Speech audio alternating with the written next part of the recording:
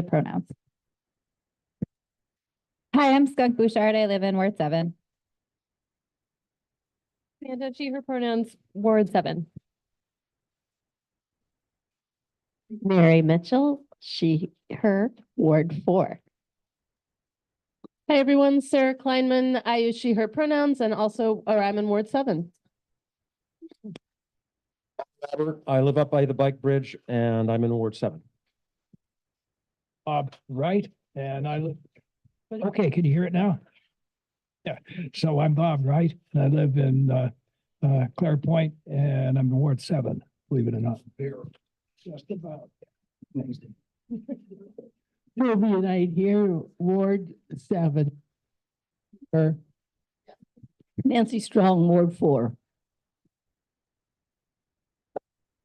I did it. Alora Goodkind, Ward 7. Linda Rich, I'm new to Ward 4. I'm Kyle Tansley, he, him in Ward 4. He, she, her, Ward 4. Karen Chickering, Ward 7. Hank Prensky, a member of the steering committee, in Ward 4, he, him. Betsy Gentili visiting from Brattleboro. I went on. Rita Hune, Ward 4, she, her pronoun. I am Kathy Foley. I grew up in the New North End since 1956, but I'm crashing the party from Ward 5. Lori Chassero, Ward 7. I'm Annie Lawson. I'm in Ward 4. She, her pronouns. Martha Malpa, she, her pronouns, Ward 7.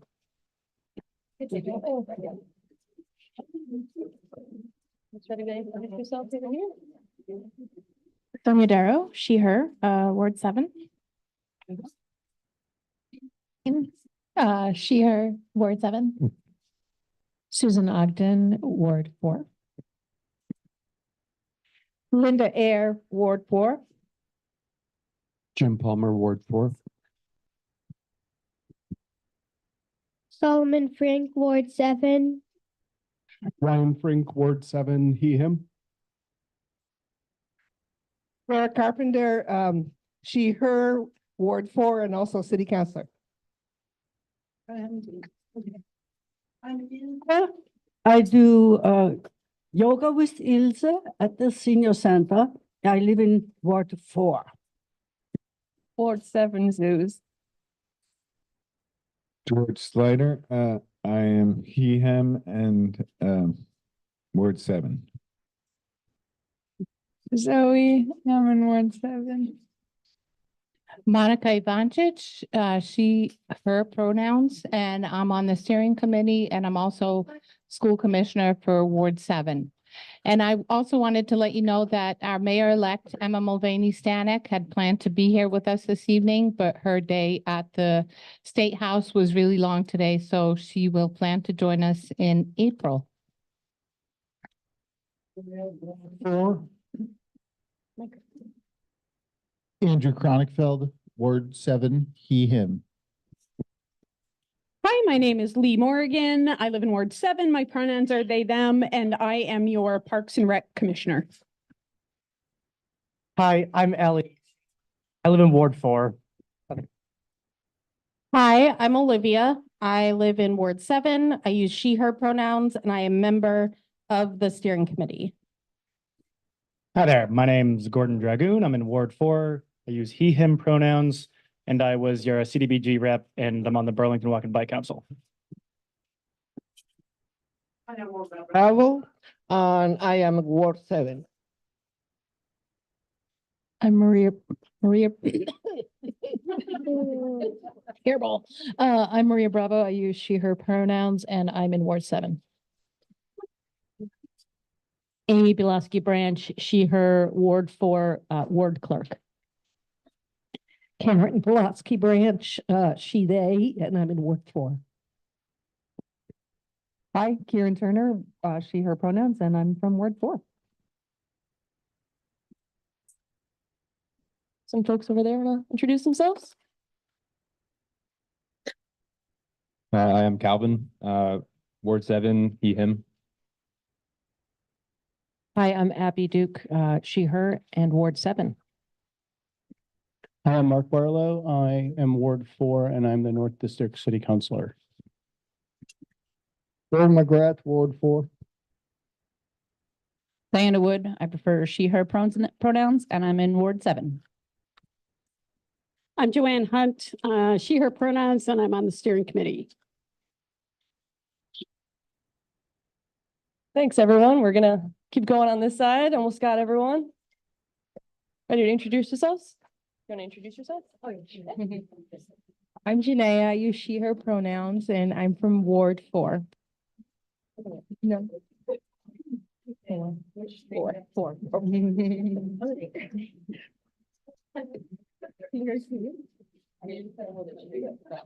Okay. Hello, everyone. My name is Fortune and I'm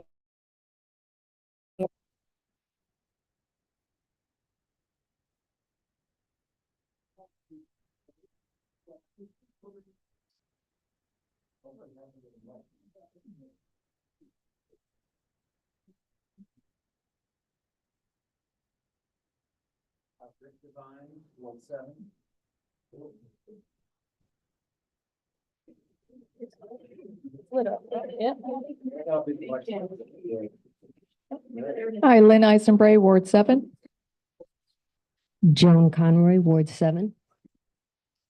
Hi, Lauren Schweppe, pronouns are she, her, and I live in Ward 7 up in Clarepoint also. Colin Larson, he, him, Ward 7. Brian Williams, Ward 7. Tom Edward, Ward 7. Mary Jane McMahon, Ward 7, and this is Hunter, whose mouth is full. He's also Ward 7. Okay. Thanks so much, everyone, for introducing yourself. What's that? Okay. Super quick announcement. We do have some copies of the annual financial report up at the signing table. So feel free to take one now or on the way out. And just wanted to also lay our ground rules, which we did a great job so far. Listen to others speaking, respect the agenda and process, share your opinion politely, and keep people respectfully. I just want to say that I didn't get a chance to introduce myself. I'm Vicki Nelson from Ward 7, and I'm also the timekeeper. I've just been helping around, so I didn't get a chance to say hi. Welcome, everybody. We're excited to have you here. Sorry about that, Vicki.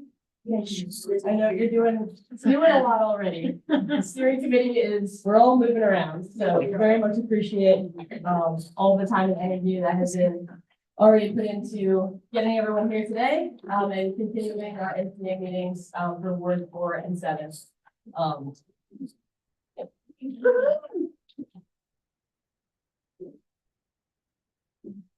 Our next item on the agenda is a quick overview of our bylaws at our meeting in January. We made a choice, voted to create a subcommittee for the revision of our bylaws, which the Ward 4 and 7 bylaws currently are from 2008. So after a resolution by the city in October,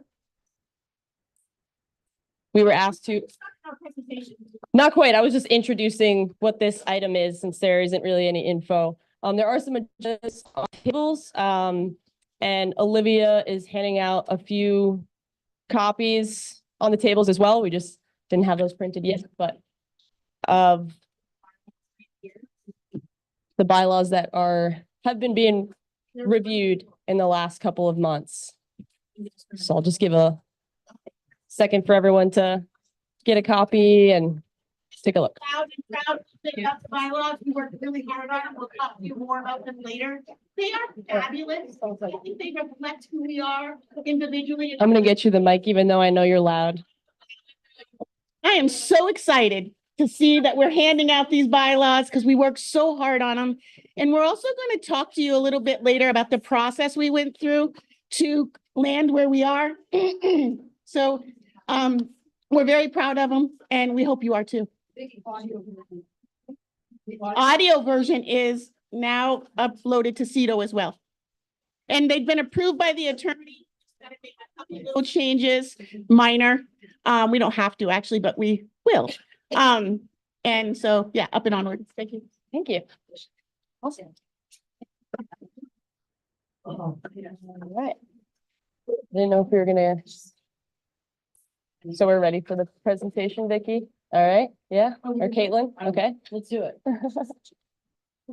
Yeah? Feeling good, okay. Bosca, I think that you have a little presentation that we were gonna put up so that folks have just a little visual for what we're going through.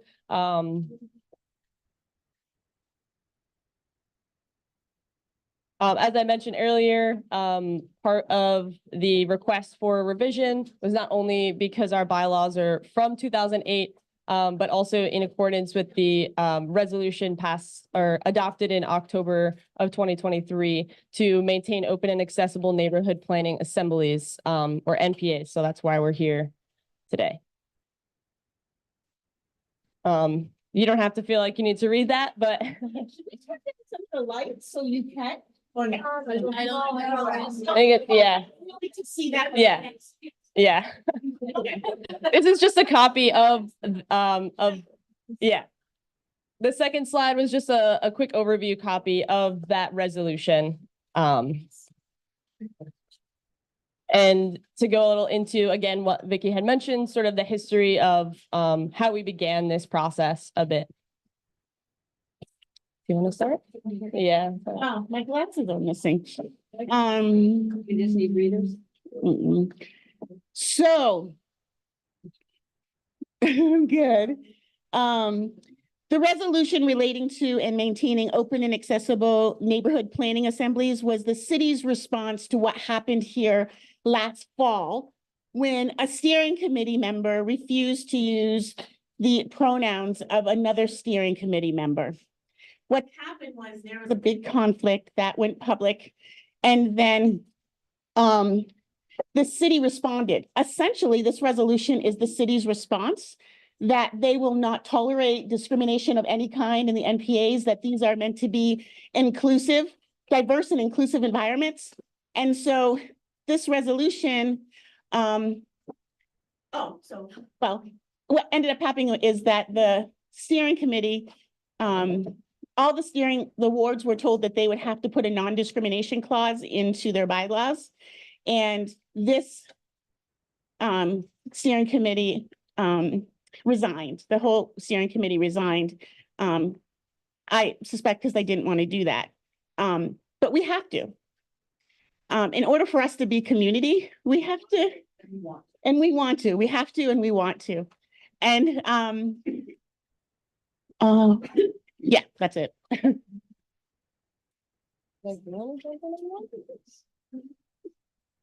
So yeah, just to kind of hark back to that second slide, which listed the full resolution, the focus points here, and I will read them. One, there whereas by resolution enacted more than 40 years ago, the city of Burlington established neighborhood planning assemblies in each ward, and whereas the resolution provided that NPAs shall be, quote, open and accessible to all residents.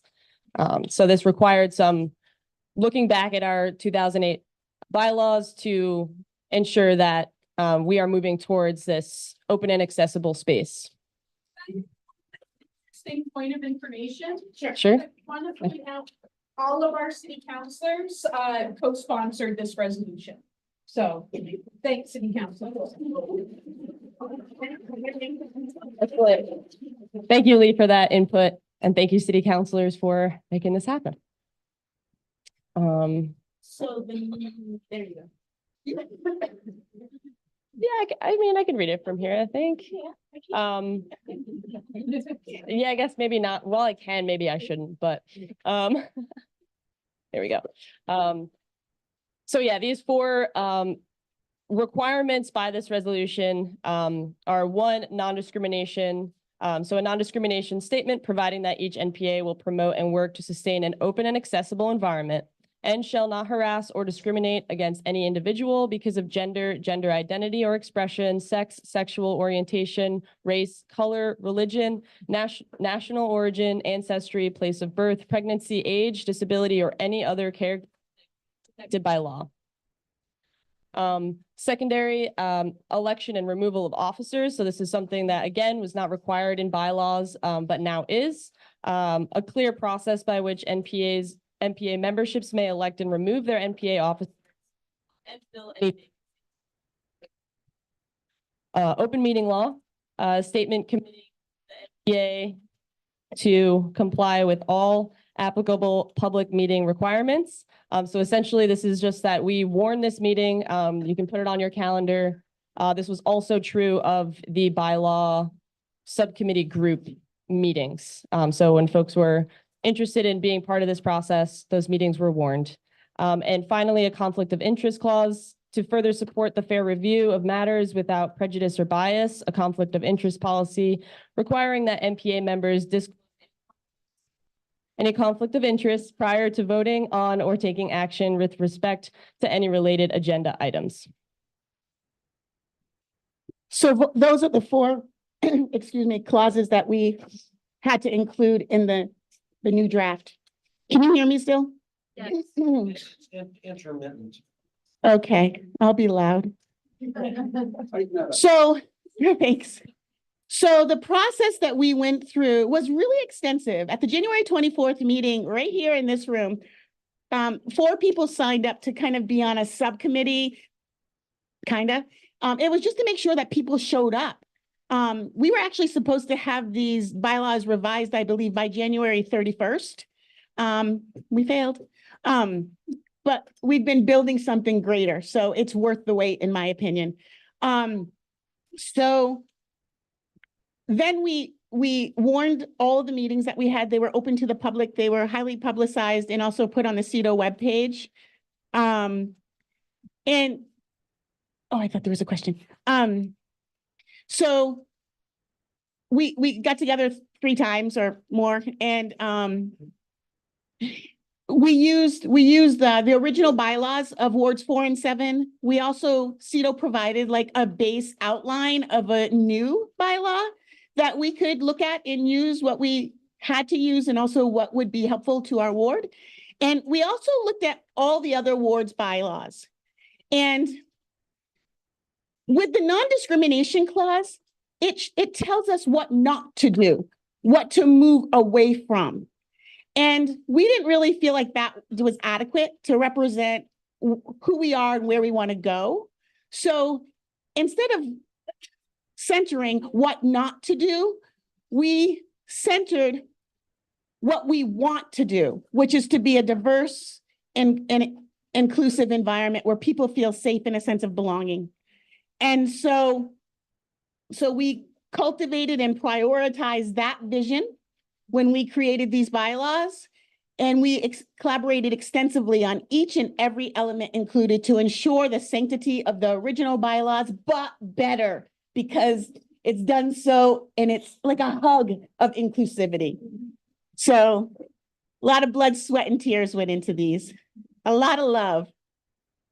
The next page is that one.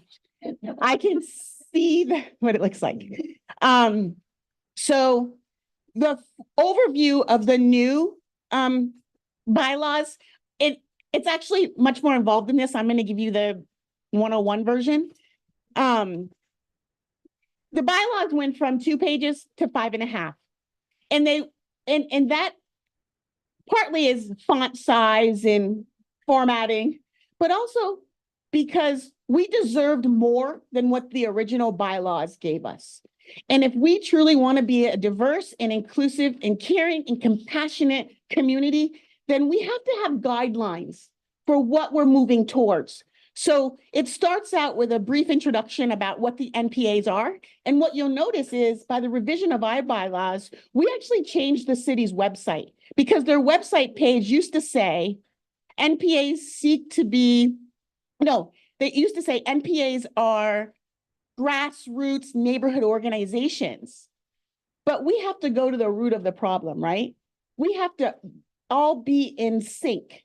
And so we communicated with the City Hall, and City Hall updated the website to say NPAs seek to be diverse and inclusive grassroots organizations. Isn't that beautiful? And so that's how our bylaws start off. And then the next section of our bylaws are guiding principles. These identify ways of being that uphold the goal and value of diversity, equity, inclusion, and belonging as a means to ensure that we are maintaining open and accessible neighborhood planning assemblies. And I hope you appreciate that section because it's a really important part of who we are and how we show up. Yeah. Article 1 just goes over the purpose of the NPA. A lot of that is cut and paste from the original. Again, inclusivity tweaks. Article 2 is about membership, about members, about non-members, and what we're adding in there is also how to participate in meetings and have your needs met if you, accessibility needs met. That's going to be something we're including. And then Article 4 is about the steering committee, and this includes information about the election that's required, information about removal of officers that's required, and a statement about conflict of interest. And then finally, Article 5 is about miscellaneous provisions, and that's where the non-discrimination policy lives and compliance with open meeting laws information is there. But see, that's at the bottom, right? That's inadequate, to like have steering committee bylaws and then at the bottom, and by the way, don't do these things.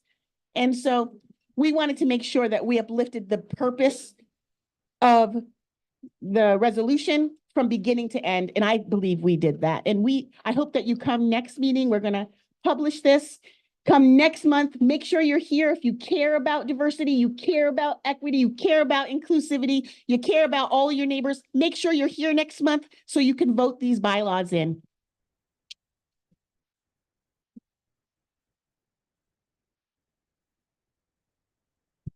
Thank you so much, Vicky, for being a big part of the process and also for sharing the process that we went through. Caitlin was also at our last meeting. And as Vicky said, we will be voting these bylaws in, not necessarily as they stand. If people do have feedback, there's room for discussion. That's what this meeting is about. However, this is a draft of what we think is pretty darn good. Yeah. Cool. Great. I'm gonna come back over to the front. Which 4 members were the generators of these bylaws? Vicky Garrison was, so the question was who was on this subcommittee for the bylaw creation. There were different members who attended different meetings. At the last meeting when we did finalize. Anybody that's been to the bylaws meeting that are here can stand up. Also, the meetings are online. There was anywhere from 5 to 8 people at each meeting. Yeah, the meetings were recorded by CCTV and are, like Vicky said, available online for review. Yeah, thanks for your question. Cool. Joanne, I don't know if you can lift the lights a little bit back there. Thanks, team. All right. Cool. So our next point of the agenda is we have some Eclipse glasses. Yeah. Woo! April 8th, Burlington, Vermont will be in the path of totality. And the city provided 500 pairs. So each person is welcome to take 5 pairs tonight. Up to 5. Yeah, up to 5. Yeah, you can take up to 5. Yeah. Take what you need, though. Don't take. We have more than enough. We have more than enough. All right. So if you want 5, I'm gonna hold them just so that they're not getting. That's fine. Yes, yes, there are a few other places.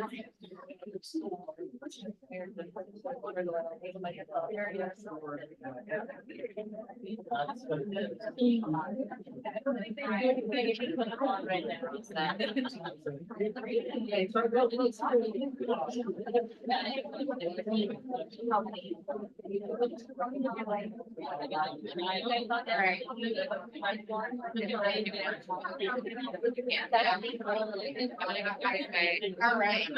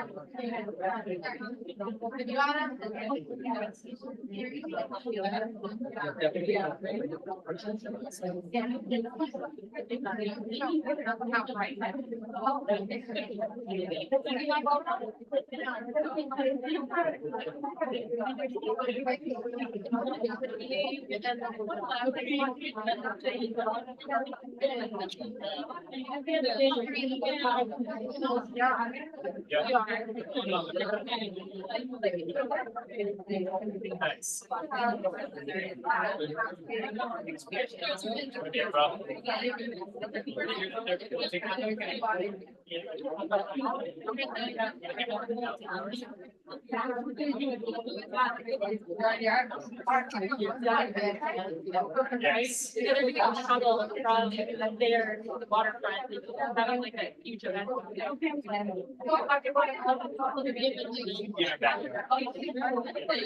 Yeah, it can be great. Yeah, it's like. It is. They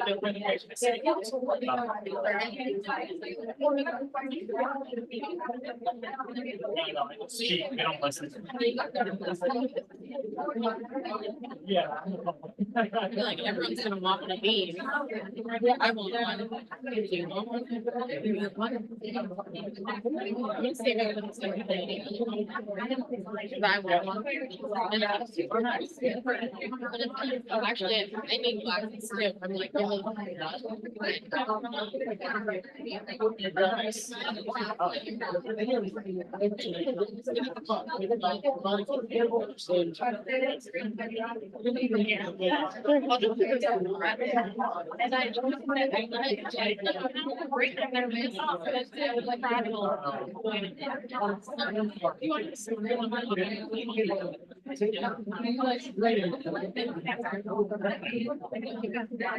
leftovers, so we haven't.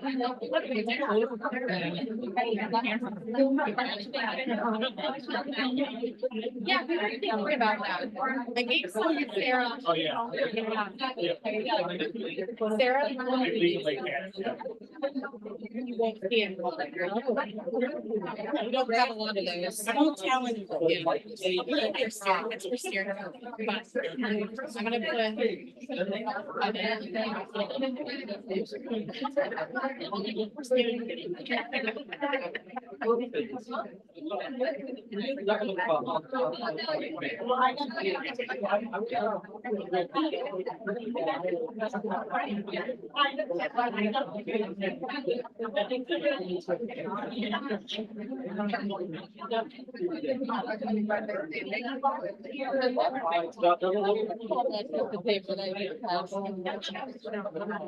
Okay, give something to the double button.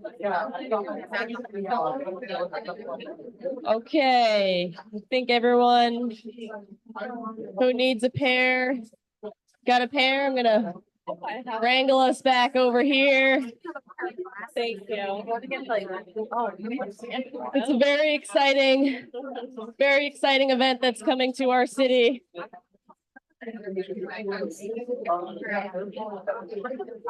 If you do have any Hey, everyone. We're gonna reel it back in. Everyone's super excited, making plans, hopefully not traveling too far. There's gonna be a lot of people visiting our beautiful city. But I hope you have safe and fun plans, and now you have some Eclipse glasses for you and your friends, loved ones.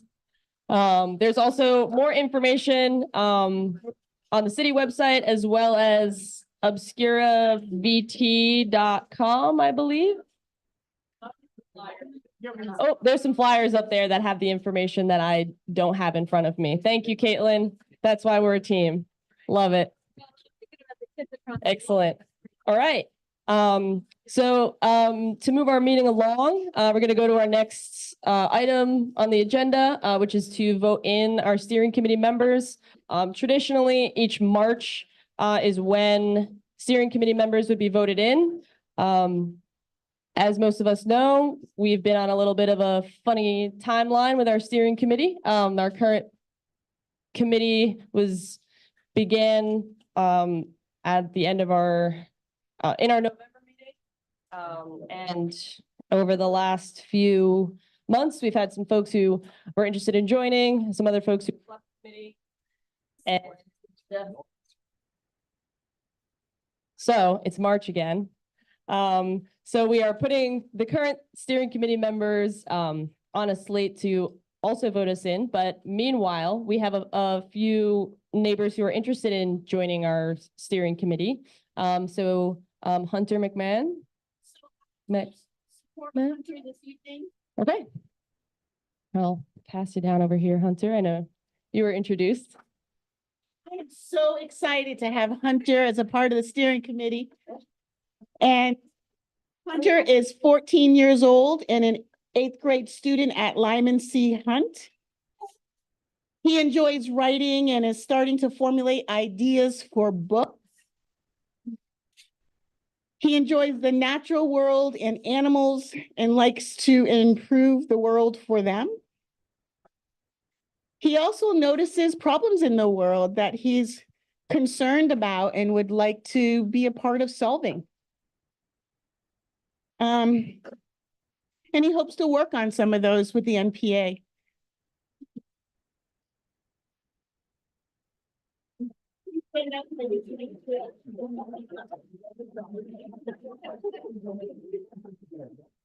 Okay, so I heard a nomination for Hunter over here. Did you want to say anything else, Hunter? Okay. Do we have a second? Sylvia? Okay, you're seconding. Okay. Yes, Vicky nominated. We have a second. Is anyone opposed? I think that's working on the practice. Okay. All right. Well, welcome to the steering committee. Oh no, the folks in Ward 7. Thank you. Only Ward 7, by a show of hands, to vote Hunter into the steering committee. Ward 7, yes. Okay. Okay, thank you so much. Now anybody opposed? That's the thing, right? Okay, great. Yes.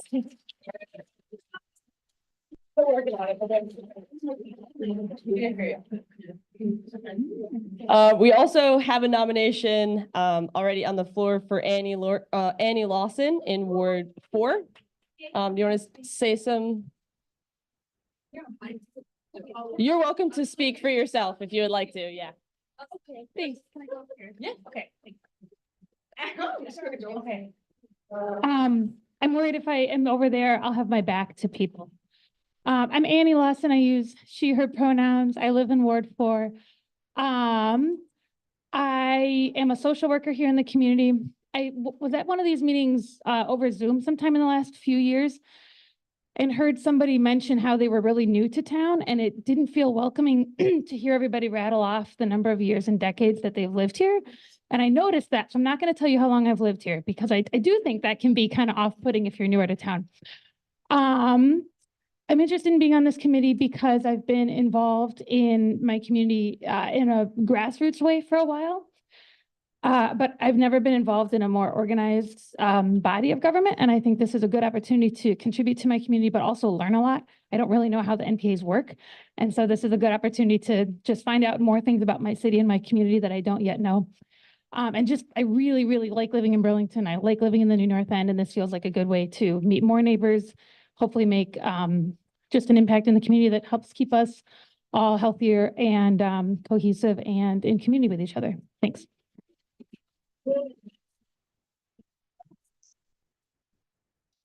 Thanks so much, Annie. So folks, we have a nomination. So Ward 4 has a second. And folks in, okay, we have some seconds and now to vote, folks in Ward 4 only, to vote Annie Lawson onto our steering committee. All right, lovely. Any oppositions? I see none. Welcome to the steering committee.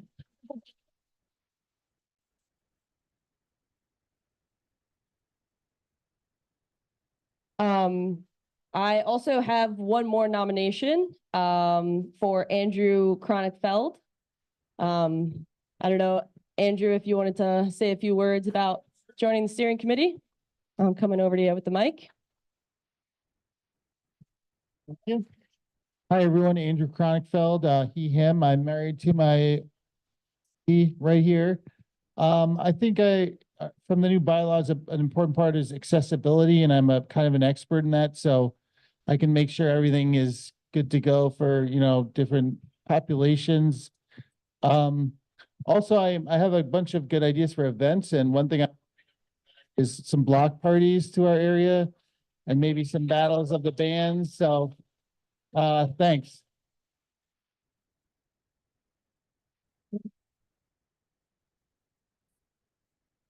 Thanks, Andrew. And I believe you're in Ward 7, correct? Okay, so folks in, so we seconding. Okay, yes, thank you. We have a second. And now residents of Ward 7, all in favor of voting Andrew onto our steering committee. All right, beautiful. Myself. This is vote, yeah, Ward 7. Okay, any opposition? I see none. Chronic-Feld. Yep. All right. All right. Welcome. Yes.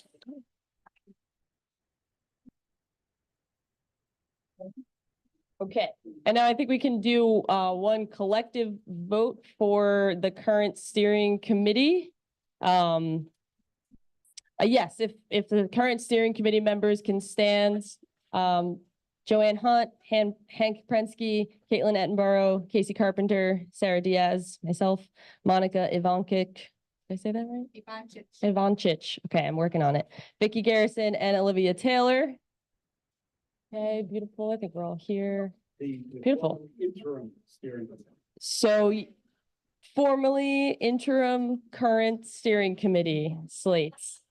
And I think this will take everyone's vote, since we're a combination of Ward 4 and Ward 7.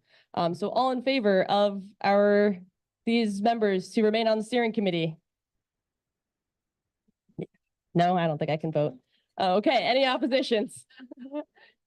Beautiful, thank you all. We are remaining on the steering committee. Okay, thank you. And is there anyone else in the room that would like to be on the steering committee or nominate someone to be on the steering committee? All right, seeing none right now, we will move Yes, on. I'm sorry. I would like to nominate someone. This is Ali. I'm sorry. Hi, Ali. Oh, hi, Ali. Hi. Yes, I know that, the steering committee had, the interim had a lot of people, and I don't know the reason as to why they're not here anymore. But I wholeheartedly wanna nominate Carmen George to come back to the steering committee. I don't know if she's there or she's online or even if she's interested, but I would like to see her back into the committee. If Carmen is there, would you accept the nomination? She's, Okay. yeah, we only have, yeah, not in person or online. Okay. All right. Wonderful. Then Okay. let's move forward then. Thank you. Excellent. Thank you, Ali. Well, actually, the next item on our agenda is an outgoing message from Councilor Ali Dieng. So feel free to Come back. to unmute once more if you don't mind. Yes. Sorry. It's right now is exactly the time to break the fast, but I will be very short to really say thank you so much, people of Ward 7 and people of the New North End in general, for trusting me over 6 long years since June 27, 2017, right? You've been electing me to office in order to represent you and to vote on your behalf. I think collectively, all my campaign promises were met basically 2 years ago. But I decided to come back because, you know, we just needed to make sure that we have someone strong to take back this seat. And those accomplishments include a library in the New North End and also an ambulance in the New North End, and also strengthening the community like right here. It is with no doubt that right now, when you see the NPA steering committee and the way in which that they are conducting business based on respect, based on inclusion, I feel that, you know, we are on a good place. And I hope that you all continue to bring us together and also to actively participate in what makes our city the best it can be. I also would like to apologize for anybody that I have hurt knowingly or unknowingly, or people even that I was not, that I could not see eye to eye on city issues. But just know that I was coming from a place of just doing what's right and based on the information that I had. And those include the police department, those include the Burlington Telecom, those include stormwater, those include our taxes, right? But I believe that I have done right. And I just want to say thank you for giving me the time and also for making me a better leader, a better community member. And because no one would thought that one day this new American who's not speaking English very well will run in the New North End and win and represent them for 6 long years. From the bottom of my heart, thank you so much. And let's keep on making Burlington the best small city in America. Thank you all. Yeah. Thank you.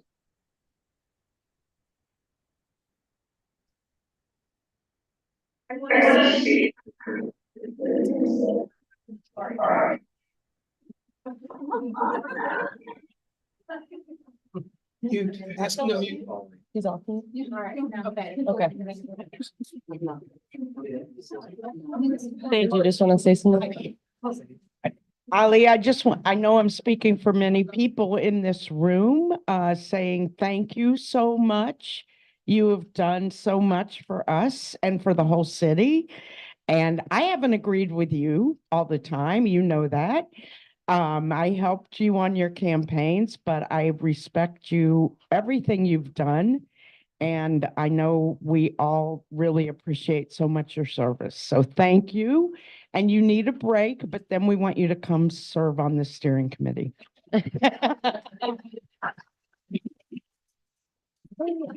Thanks for that input, Deb. I also want to give a personal thank you to Ali. I don't know if you were the one who nominated me or seconded my nomination, but you're one of the reasons that I'm here now on the steering committee, and wanting to bring your energy to making this community a better place, feeling more belonging, feeling inclusivity and this room that we have tonight. So thank you from all of us, I think. Thank you. Hi, Ali. This is Monica. I wanted to thank you as well. Thank you so much for your service. We all know that serving on city council is a lot of hours, a lot of time, hard to keep down a full-time job on top of doing that. And I always, felt a connection with you because our daughters are the same grade in school. And, you know, you got on city council, and then 6 months after you, I got on the school board. So we were kind of the Ward 7 team. So I'll miss my teammate starting next week. But thank you so much. We really appreciate your service.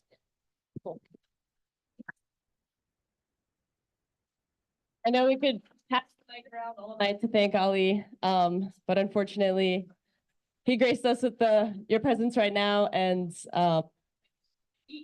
breaking fast with your family. Yeah.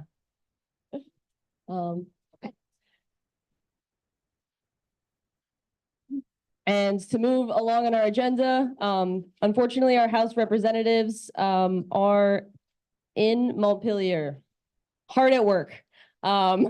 And they were not able to make it to our meeting tonight, nor chime in. However, our city councilor, Sarah Carpenter, there you are, has and Mark Barlow to say a few words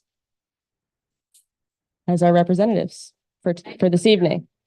Thanks for chiming in. Thanks. This what, and I think I said this earlier when we were looking at meetings, you can check in with the reps, but never schedule a meeting the week after crossover, and they'll explain that to you. But I think you might want to ponder like having them just before the session starts and maybe just after the session starts or something like that, because this will be a unbelievable, crazy 2 weeks for them. They're supposed to adjourn the 18th, I think, but who knows? So yeah. And I'm sure that they can give you feedback.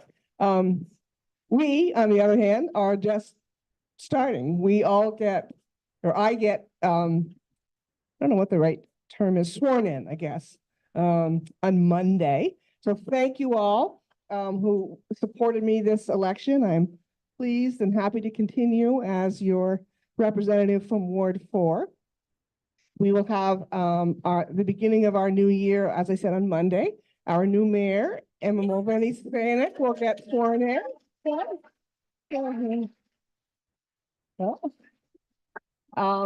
And so that will be an exciting the first woman mayor. Yeah. So that will be exciting. And we have 5 new councilors. So that'll, we got a lot of learning to do in the next year. We have a new councilor here in Ward 7, Evan Litwin. Evan is off and celebrating his 40th birthday. So you can wish him happy birthday when he returns. He had made a plan with his good family friend many, many months ago before he chose to run. And we said, take the vacation now because you may not get one. So he'll be back. Unfortunately, he's going to have to swear in over Zoom, but he'll be back running full course in a few days. So this is actually a kind of awkward and hard time to speak because all of the committees will have ended. We're not quite clear yet what committees everyone we put on. This is a week of grand negotiation, particularly between the two parties around. We've all sort of thrown our interests in a hat, not quite that casual, but and the trick of the day will be to figure out who lands on what committees. And this happens every year, but with a turnover of 5 councilors is particularly different. And so we don't actually have a lot. Mark can speak up. We don't have a lot to tell you. I can answer a little bit what we think is what's still on the docket. And certainly there's a bunch of unfinished business that we have to start out the gate running with for the next year. And we've not yet had an opportunity to sit down with the new mayor and find out what her priorities are. So there's a lot. And I think, to be honest, in the next months, we got to finish the business we've got on our plate. And I can speak a little bit about that. And it'll take a little bit of settling in, I think, by everybody, the new councilors, we'll have a brand new administration too. So And we don't have a lot to know about that at the minute as well. The department heads, are typically reappointed July 1.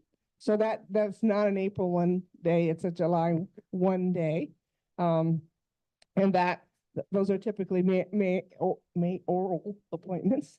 So I think having Emma come next month is probably actually better timing than tonight.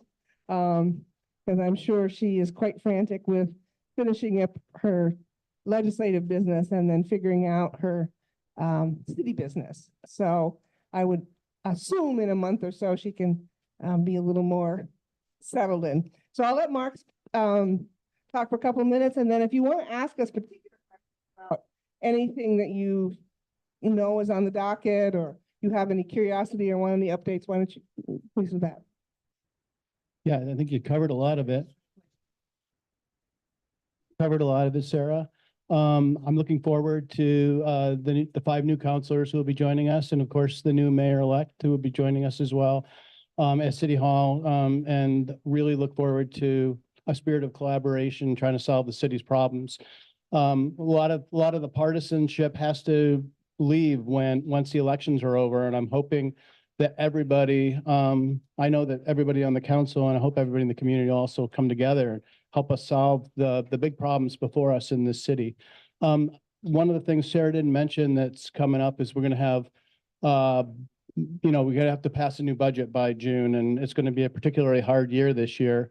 We've had a lot of COVID money circulating in the community, and that's essentially gone now. So there's just going to be a lot of hard decisions that we're going to have to make as a community going forward for the next couple of years. And that's one of the most important things I think that's before us right now that we really haven't been talking a lot about yet. But you'll stay tuned. We'll be talking a lot about that in May, and probably be back before you to discuss those things more. So. Awesome. Thanks for those little updates. I know it can be hard to find something to talk about when it's in transition, but I think it's really valuable to have that transparency. Does anyone have any questions for Sarah or Mark while they're up here? Yes. So I brought this up on Monday, and I'm going to put a period at the end of the sentence. I am very concerned about the loss of institutional memory. We're going to have 6 new people around that table of 13 policyholders. And none of those 6 have been in city council government at all in the last decade, or at all. And there's some concerning. When you guys are negotiating about the committee assignments, some of these committees are pretty small, like 3 people. Try to make sure that there's at least 2 people that are experienced, that are incumbents on those committees. Try to make sure that you don't come up with a completely green committee that is learning on the job. I appreciate that, Robert. I will tell you that I can't, many of the committees are staff.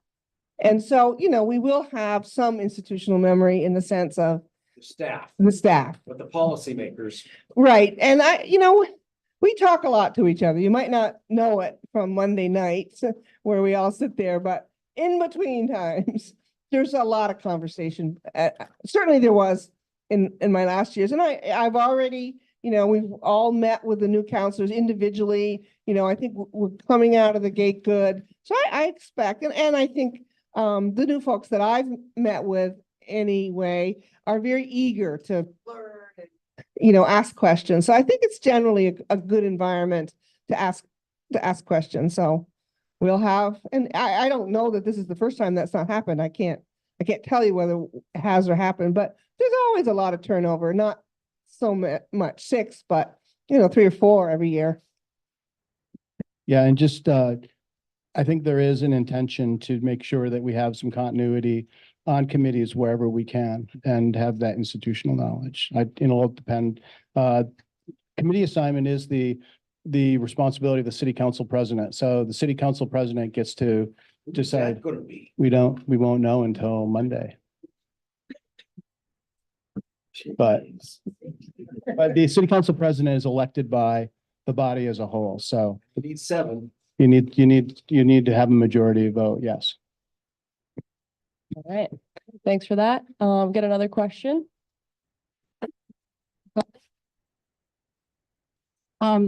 I really liked your answer, Sarah, to the institutional memory. I think you're absolutely correct.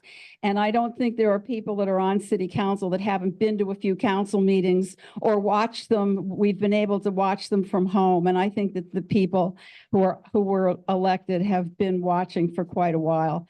And I think they'll do a great job. And I also want to point out that the analysis of the vote after the election was that a lot of Democrats crossed over to vote for a progressive. And so you've already got a bipartisan and even tripartisan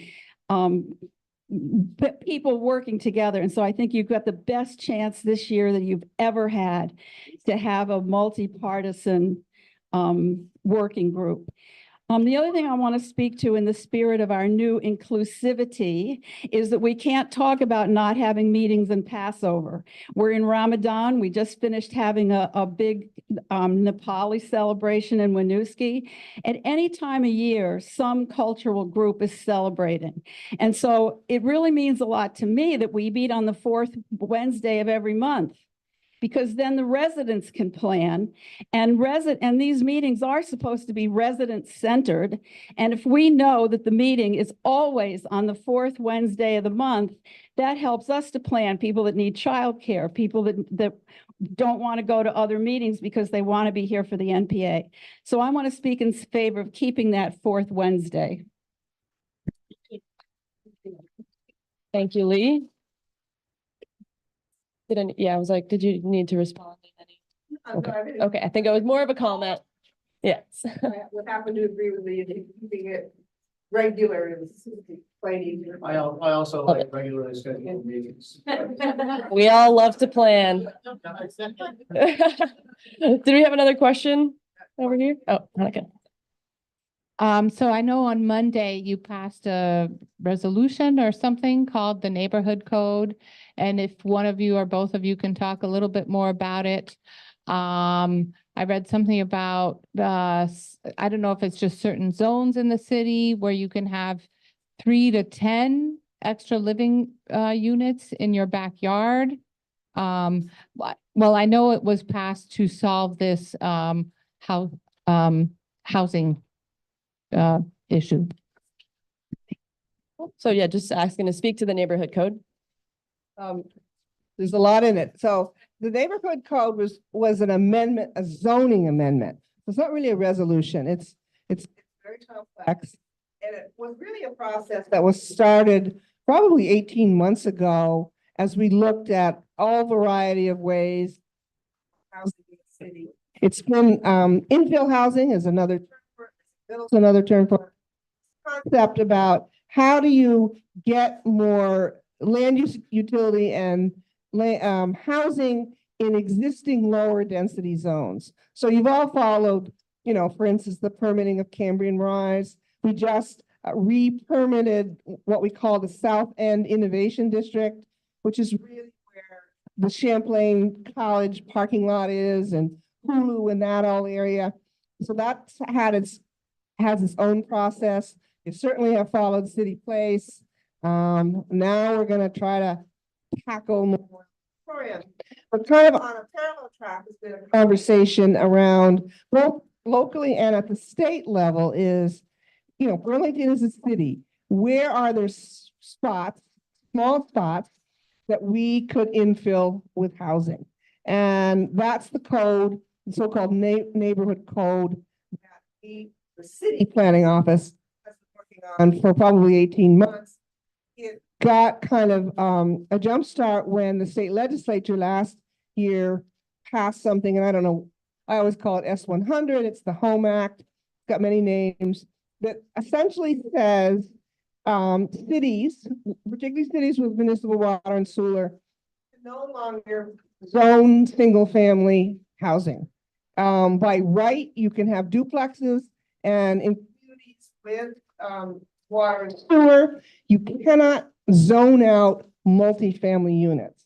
And that's really the process that we have been looking at where and what's appropriate. Burlington is probably more sophisticated than a lot of other communities. We have many zones. And I don't even know that I could tell them all to you.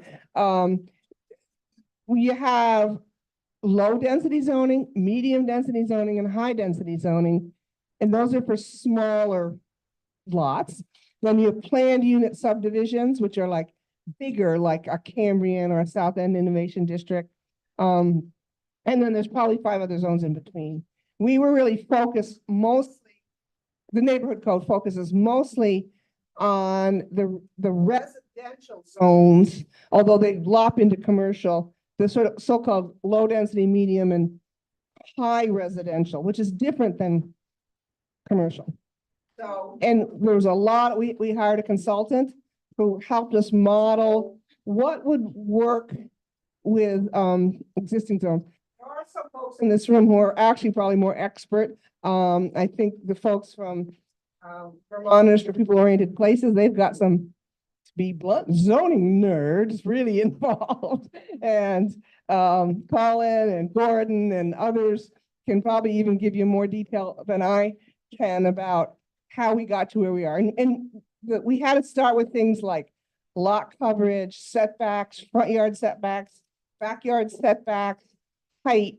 So all of that kind of material has been looked at. And, you know, what could reasonably fit on a lot. And the end proposal has sort of a couple of provisions, and certainly Colin and Gordon jump in because you've been following it, and others, I think, in this, Liam as well, been following it pretty diligently.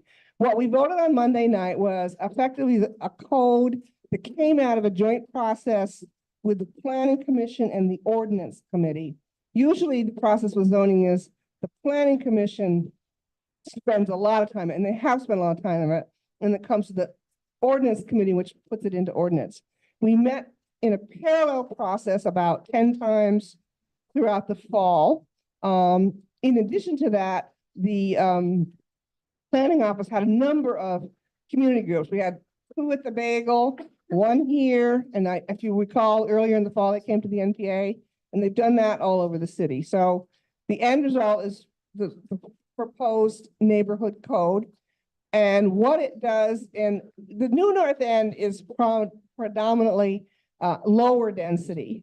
But the lower density, and again, somebody correct me if I'm wrong, first and foremost will allow 2 buildings on a lot. That's been prohibited. Our current zoning outlaws a lot of what we actually have in the center city, because all of that was predating zoning. So it's trying to bring it back up to what's been outlawed. And I can't remember the dates, but certainly in the 70s, we effectively downsized the entire city and prohibited a lot of what actually has already been built in Burlington. So the goal was to try to bring it back up to, you know, what could we build here? And the net result is the potential of 2 buildings on a lot, up to 4 units in each of those buildings, if they meet setback and lot coverage. And there's a lot of nuance. I think part of the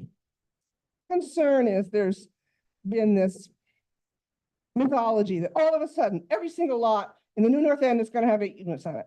Well, it's just physically not going to be possible. You've got to measure your lot. You've got to see what your existing footprint is. Can you fit a new building? Do you have the side yard setbacks? Do you have the backyard setback? So there's a lot of process. And, you know, people are saying, well, shouldn't we have analyzed every single of the, what, 10, I think we have 10,000 lots in Burlington or something to that effect.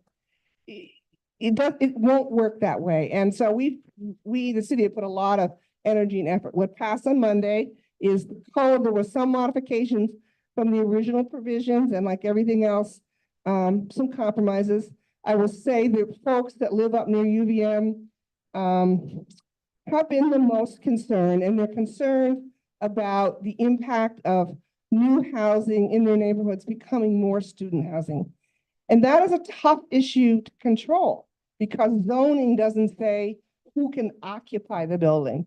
it can only say it's this size and this many units and this high. And so there's a lot of parallel work to be done. My personal opinion, and there's disagreement on what that is, we need to continue to push UVM. We need to continue to push UVM. UVM is ready to build 1,500 units. And I think we got to move on that. Some people don't, and that's sort of a parallel issue, but we need those 1,500 units tomorrow. And so I hope we can move that very quickly and get that in process.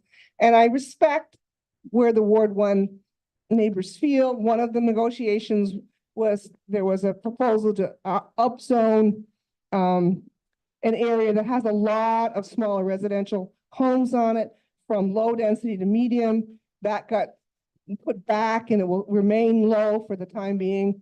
And remember, these are ordinances. You can always upzone. It's always harder to downzone. So that was one of the compromises. There was a conversation in the medium density area, which again affects a lot of the homes around UVM, to modestly reduce the increased lot coverage and modestly reduce the number of buildings, units in the second unit. There was a modification for wildlife corridors. What? Minimum housing. Oh, yeah, requiring, and this is actually a good one, which none of us had thought about, requiring that anybody that comes in for a permit under the new code be compliant with the minimum housing code. And we actually haven't had that in our zoning bylaws. So that was a good step forward. There was a proposal because of the depth of the concerns of that neighborhood to delay the implementation of the additional building. There are some things to work out.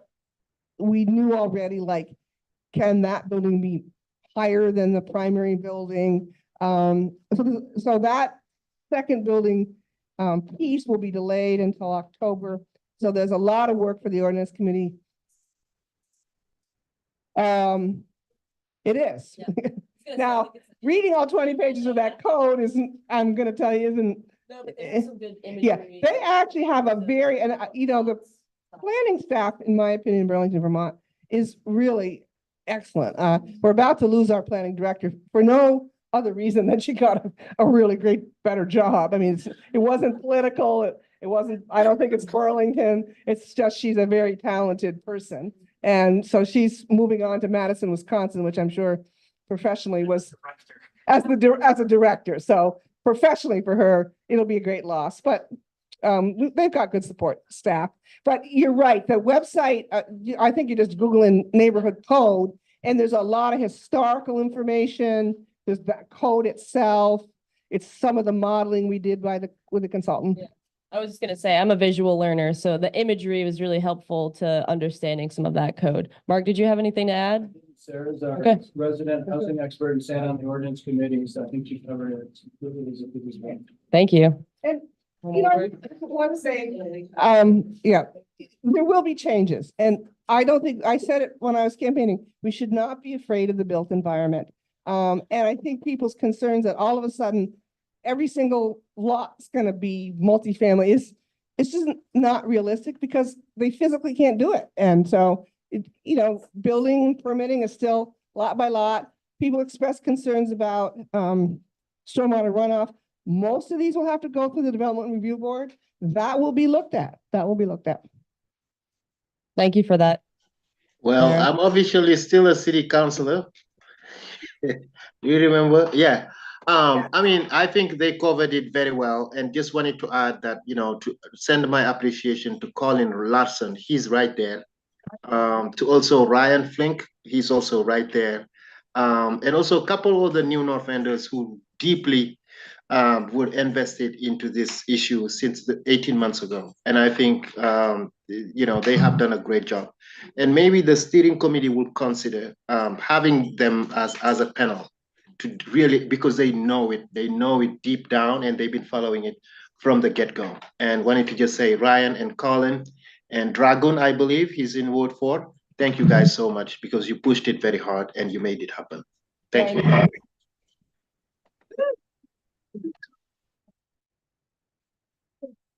Thanks for chiming in. All right.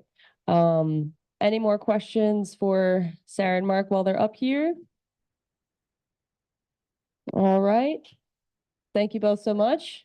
Appreciate you stepping in to tell us a little bit about what's going on and answer some questions. And that brings us to our pretty much our last agenda point, which is an open forum. So I wanted to ask if anyone had an announcement or other updates to make about the community. Yeah, I'll start over here and then to you. It's like a two-parter, so do you want to go first? A one-parter? All right. Thanks, school board, for really explaining clearly the school budget, and thanks, community, for passing our school budget. It's a really big deal for us to maintain what we have and not lose. The communities around us that didn't pass are going to be in really, really hard times. And so I, as a community member and a parent, I'm really grateful for the budget passing. Thanks. Hi, is Katie from the CDBG also here? No? I was your CDBG rep in Ward 4, your Ward 7 rep is, oh, yes, the Community Block Development Grant or Community Development Block Grant, one of those.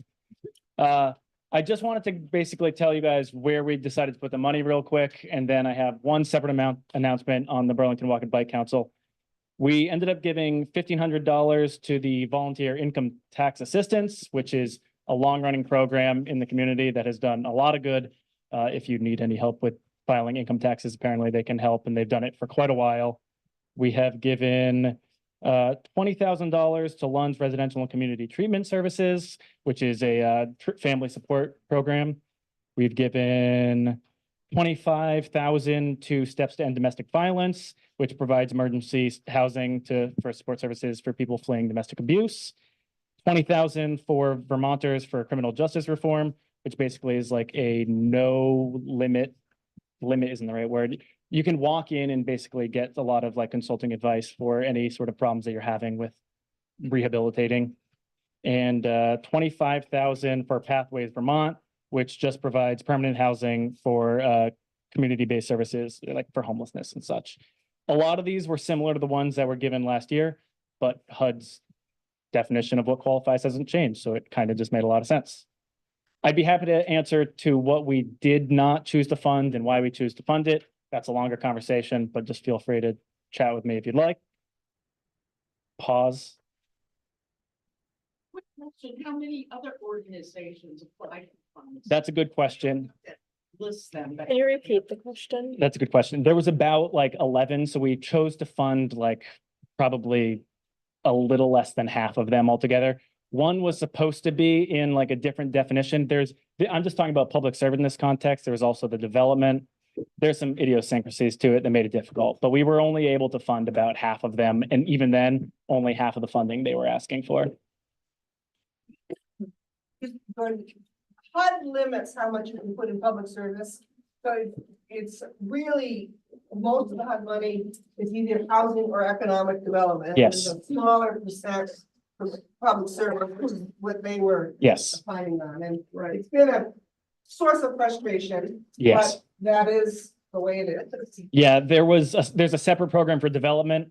We just fully funded everything except one program that was just like a out-of-state nonprofit that had they were asking for an absurd amount of money, and we gave them nothing. And we gave them back to our planning department to basically spend on development as they saw fit, because we thought that'd be a better service. But everything else that was asked for on development was fully funded. So that was it was a good year for that. There's no other short questions. Can I continue on to one other thing? Okay. Sorry, I'm not so good off the cuff, so I just have to plan my notes. I am also your Burlington Walk and Bike Council rep-ish. I mean, anyone can join. In fact, folks should if they want. Quick updates on what sort of things are going to be changing in the area on the road from DPW. Stanford is going to be completely repaved with new bump outs this year. You might have seen Ethan Allen Parkway. That's going to be a high priority this year.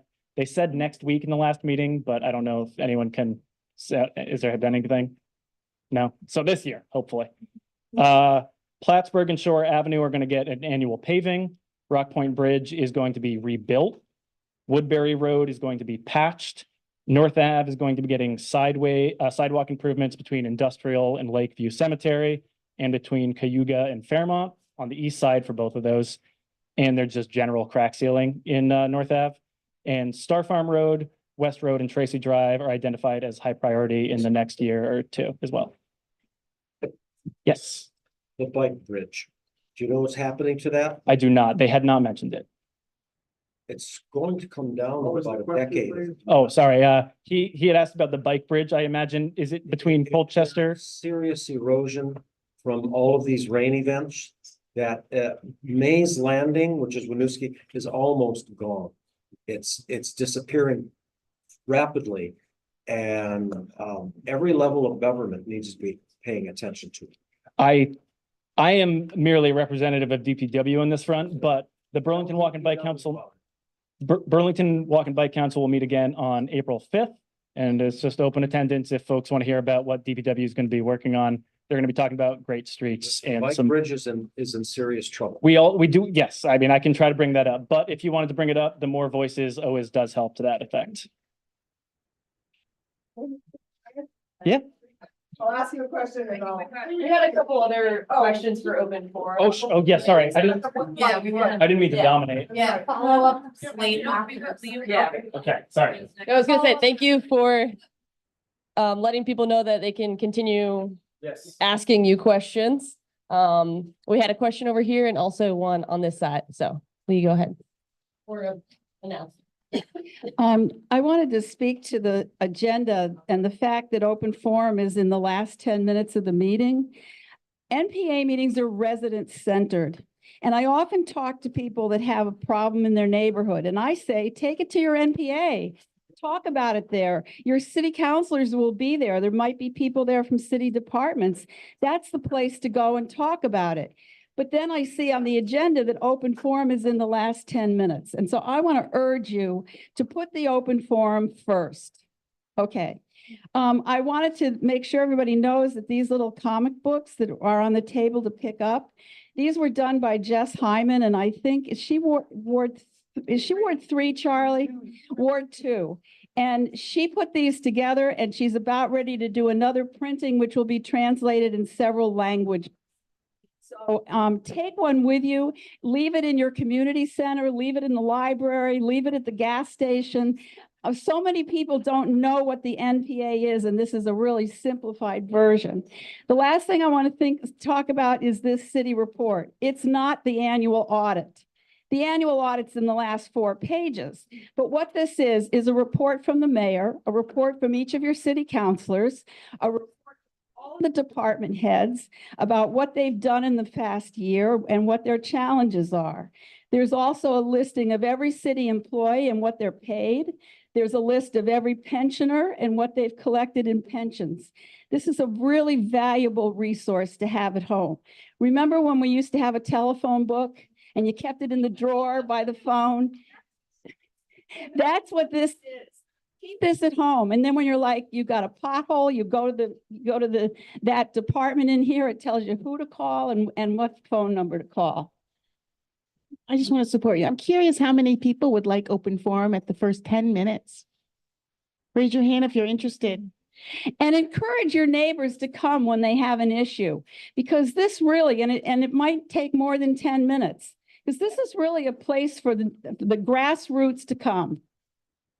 Thank you, Lee. Yep, we had 2 folks over here. We got one before you, then you'll be next. Hey everyone, my name is Sarah Hernandez-Tim. I'm the Public Information and Community Engagement Officer with the Burlington Police Department. Just wanted to highlight a friendly reminder we sent out recently on our social and on Front Porch Forum regarding our BPD press releases. If you would like to be added to that distribution list, you can email me directly at stimm@bpdvt.org. And if you'd rather not be on the distribution list, all of our press releases are on the city's website on the BPD's webpage. Thank you. We had another announcement here or question. In between like the meetings, if we have like something we want to check in about or like bring up, is there a good catch-all place to contact steering committee, or is it better to use like the Facebook group, or like what's a good way to continue or have like side conversations? I don't know if you were gonna just touch on the email address that is on the agenda. That does go to all of our steering committee members. We typically meet the Wednesday after this meeting, so that'll be next Wednesday. We are able to meet as a group.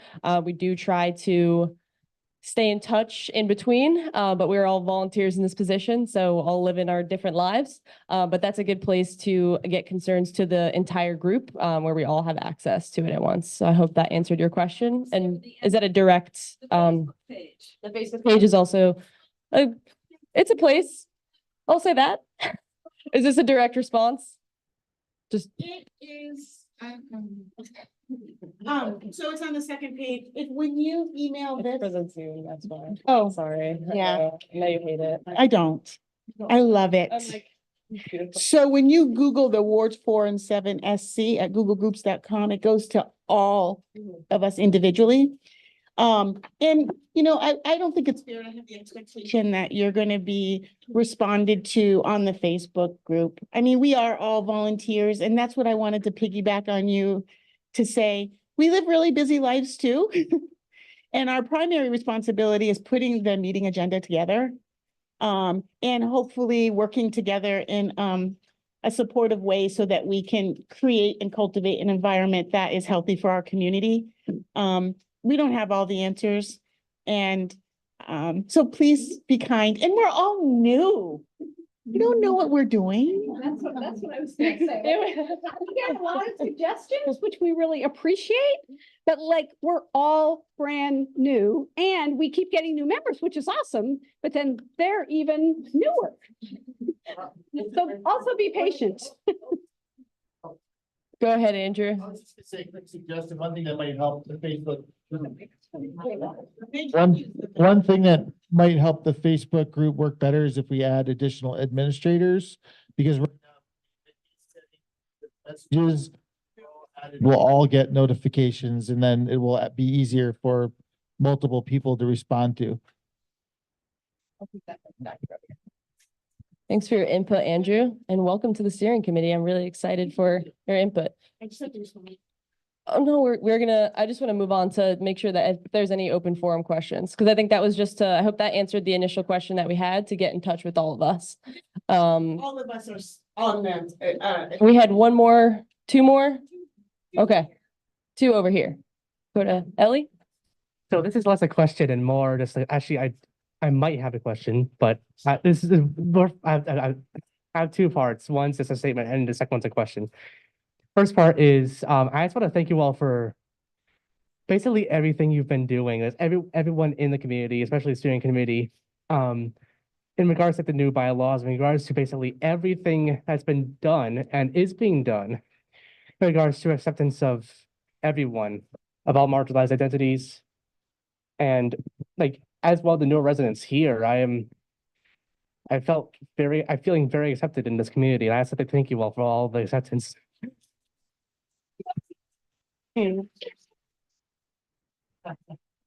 So my question is, this is kind of unrelated to the thing I just said. I do not use Facebook, and the last time I tried to open a Facebook account, I got denied. So I'm wondering, is there like another place where there's like a similar form to the Ward 47 NPA form or whatever it's called, that's not on Facebook? The email? Yeah. Yeah, obviously the best place would be right here tonight, fourth Wednesday of every month. And we also have, that email that we had mentioned goes to all of the steering committee members. And we meet once a month to primarily, as Vicky mentioned, to set the agenda for the following month's meeting. And as we get suggestions, they might not make it to the very next month's meeting, but we are trying our best to kind of fill the agenda with things that people are wanting to talk about and bring to these meetings. I hope that sort of answered your question for now. Just wanted to, oh, you were, okay, Lee, you were and then So I have a pretty quick announcement. So the city, at noon on Friday in front of City Hall is raising the Burlington Trans Pride flag. Woo! And so this is in celebration and acknowledgement of the International Transgender Day of Visibility, which is on March 31st. And I do just want to, a lot of warm feelings tonight. I want to thank everybody. So it was in the slide about the bylaws, it referenced a steering committee member who was discriminated against. And a lot of you know that was me. And if you were to tell me during that time, which was very challenging and very dark, that a few months later, this room would be packed with happy people who are excited about fostering an inclusive environment. I could not have imagined this. And I really want to thank Olivia Taylor, who for years has been working for the trans community. And this wouldn't have happened without Olivia. A lot of times we rely on our allies to be the one to smash the door down, and Olivia came in screaming. So, so thank you to Olivia. And thank you to all of you. Thanks, Lee. I saw one more hand over here. Okay.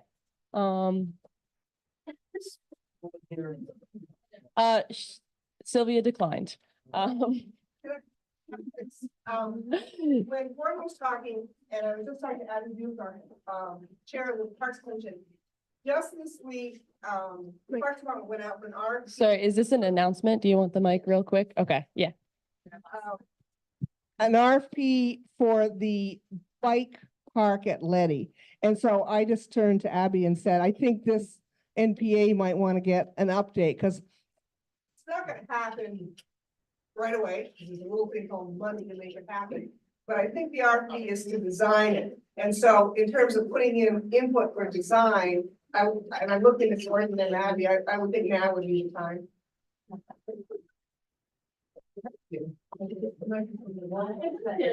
Respond to Andrew. Earlier you said that it would be good if there were more people later on Facebook. Yep. Every steering committee member is added as an administrator. Oh, perfect. So since you joined the steering committee today, we added you.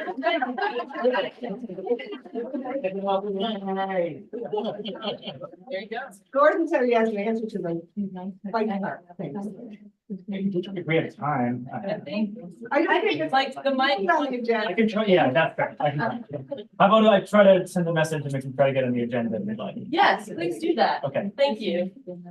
I appreciate that, and I appreciate the energy about this topic. That is important. And I just want to say, please put your chairs back before you leave. Back there. Caitlin is right there. You put your chairs back. That's very helpful. Okay. Thank you. Motion to adjourn. Yeah. Thank you all. Nice meeting you.